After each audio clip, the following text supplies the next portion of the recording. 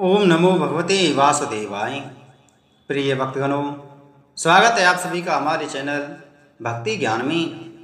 प्रिय भक्तगणों, आज की कथा में हम श्रवण करेंगे आषाढ़ मास महात्म के 24वें अध्याय की कथा। राजा पृथु बोले, हे मुनिवर, आपने बताया कि ब्राह्मण, क्षत्रिय, वैश्य आदि व्रत और तप द्वारा पुण्य प्राप्त करते हैं, परंतु क्या अंत्य जाति का कोई पापी जो यज्ञ, तप, व्रत करने में असमर्थ हो, केवल भगवान का नाम लेकर मोक्ष पा सकता है? पुलस्त मुनि बोले, हे राजन, तुम्हारा यह प्रश्न सारभूत ज्ञान को जन्म देता है। अब सुनो एक ऐसी कथा जिसे स्वयं भगवान नारायण ने यमराज को सुनाई थी और जिसे सप्त ऋषियों ने अपने शिष्यों को गोपनीय रूप से सिखाया। काशी नगरी से कुछ दूर माल्यवन पर्वत की तराई में एक चांडाल युवक रहता था। उसका नाम था शंकु। वह मांसाहारी, अत्याचारी और कई पापों का भागी था, परंतु उसके जीवन में एक अवचेतन करुणा थी जो किसी महान पुण्य के संस्कार से आई थी। शंकु एक बार शिकार के लिए निकला। वर्षा हो रही थी, मार्ग में कीचड़ और अंधकार था। भूखा प्यासा वह एक पुराने से मंदिर में शरण लेने गया। वहां कुछ साधु नारायण स्तोत्र का पाठ कर रहे थे। उनकी मधुर ध्वनि में एक मंत्र बार बार गूंज रहा था, नारायण विद्महे वासुदेवाय धीमहि तन्नो विष्णु प्रचोदयात्। शंकु ने वह मंत्र मन ही मन दोहराया और जैसे ही उसने नारायण उच्चारित किया, उसके हृदय में एक तेज झटका लगा। आंखों में अश्रुधारा बह चली। उसी रात्रि शंकु की आकस्मिक मृत्यु हो गई। यमदूत आए, परंतु उसी क्षण विष्णुदूत वहां प्रकट हुए।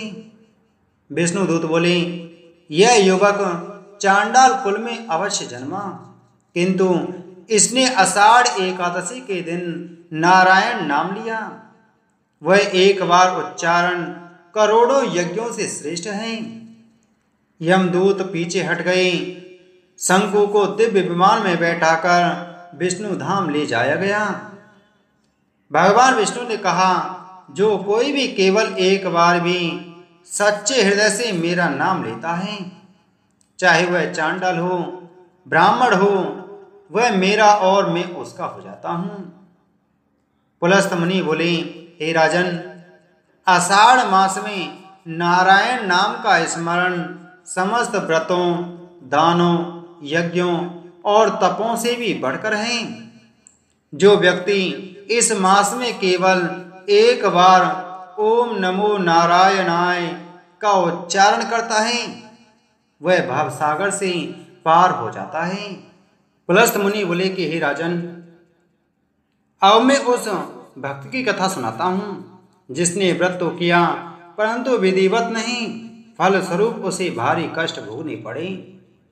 प्राचीन काल में विदर्भ देश में दुर्जय नामक एक सेठ रहता था। वह बहुत धनवान था और हर व्रत में भाग लेता, यज्ञ करता, संतों को भोजन कराता, परंतु उसका उद्देश्य था केवल यश पाना, पुण्य कमाना और लोगों में सराहना पाना। आषाढ़ मास आया। दुर्जय ने पूरे नगर में घोषणा कर दी, इस मास में मैं विष्णु व्रत करूंगा, महाभोज होगा और 100 ब्राह्मणों को दान दूंगा। उसने व्रत तो रखा, पर संध्या समय मदपान करता, कथा के समय ध्यान नहीं देता, भोजन के पूर्व स्वाद परीक्षण करता, पंडितों को अपमानित करता। व्रत की पूर्णिमा को जब वह दीपदान कर रहा था, उसी समय एक वृद्ध सन्यासी उसके समीप आया और बोला, वत्स, व्रत बिना मन की शुद्धि की व्यर्थ है। दान दिखावे का हो तो उसका कोई फल नहीं। क्या तुमने हरि नाम लिया? क्या सत्य को अपनाया? दुर्जय ने व्यंग पूर्वक कहा, मैंने पंडितों को भोजन कराया, वह ही बहुत है, हरि नाम या कथा में क्या रखा है। वृद्ध ने उसे देखा और शांत स्वर में बोला, जिस व्रत में हरि नाम नहीं वह निष्फल है, तो स्वयं देखेगा अपने कर्मों का फल। रात्रि को दुर्जय को भयानक स्वप्न आया। नरक के दूत उसे बांध कर ले जा रहे थे और बोले, तेरे व्रत में न भावना थी न श्रद्धा, तूने धर्म को दिखावे का साधन बनाया।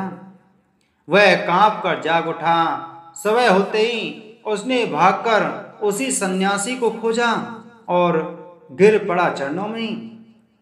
सन्यासी बोले, वत्स, यदि तू सच में पश्चाताप करता है तो शेष आषाढ़ मास में 3 बातों का पालन कर। पहली, हरि नाम का कीर्तन। दूसरी, कथा श्रवण श्रद्धा से, यानी श्रद्धा से कथा का श्रवण कर। तीसरी, मौन पूर्वक तुलसी जी की सेवा कर। साथ ही किसी की निंदा नहीं करना, कोई दिखावा नहीं करना। अब दुर्जय ने अपना जीवन पलट दिया। वह बिना बताए सेवा करने लगा, मंदिर में कथा सुनने बैठता और हर रात तुलसी के समक्ष मौन बैठकर नारायण नाम का जप करता। पूर्णिमा को जब अंतिम हरि नाम लिया, उसे वैकुंठ ध्वनि सुनाई दी। एक पुष्पक विमान प्रकट हुआ और उसे भगवान के धाम ले गया। पुलस्त मुनि बोले कि हे प्रभु, जो व्यक्ति व्रत में दिखावा करता है उसे उसका फल नहीं मिलता, किंतु जो हरिनाम का प्रेम से स्मरण करता है वह अशुद्ध होकर भी शुद्ध हो जाता है। शास्त्र का वचन है, व्रते दाने तपः क्रियाया यत्र नास्ति मनोहरिम तत्र पुण्यम न सिद्धेत यथा व्रीहिरन जीवति। मतलब व्रत, दान और तप वही सार्थक होते हैं जहां मन हरि में हो, अन्यथा जैसे बिना बीज का धान उगता नहीं, वैसे ही ऐसा कर्म निष्फल होता है। श्रद्धा व्रत का मूल मन की भक्ति है, क्रिया की नहीं। हरि नाम स्मरण सबसे सरल और सच्चा मार्ग होता है। तुलसी सेवा यह भक्ति की सरलतम और शुभतम विधि होती है। कथा श्रवण बिना श्रद्धा के कथा भी व्यर्थ हो जाती है। दिखावे का त्याग, व्रत दिखावा नहीं, आत्म शुद्धि का मार्ग होता है। इति श्री आषाढ़ मास महात्म 24वां अध्याय संपूर्ण। बोलो विष्णु भगवान की जय।